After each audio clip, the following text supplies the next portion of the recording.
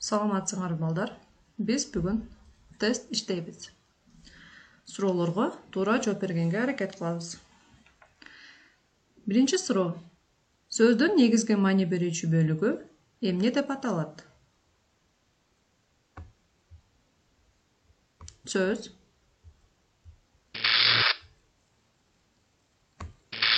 Мүчө.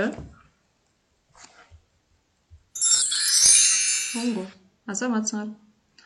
Уңгуга уланган сөздүн бөлүгү эмне деп аталат? Сүйлөм. Уңгу. Мүчө. Азаматсыңар. Алгачкы эмгек акым чыгармасы кайсы жазуучунун калемине таандык? Темиркул Наталиев, Алы Токомбаев, Чыңгыз Айтматов. Азаматсыңар. Алгачкы эмгек акым чыгармасы болгон окуя жер кайсы? Шаар, айыл, жайлоо. Азаматсыңар. Китепкана деген сөздүн уңгусун тап. Китепкана туура эмес.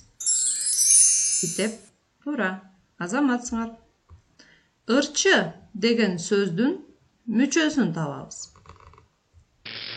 Ыр туура эмес. Чы. Азаматсыңар. Көңүл бурганыңарга чоң рахмат. Үйгө тапшырма. Сөздүн уңгу жана мүчөгө бөлүнүшү боюнча теманы кайталап, эрежелерди эске салабыз.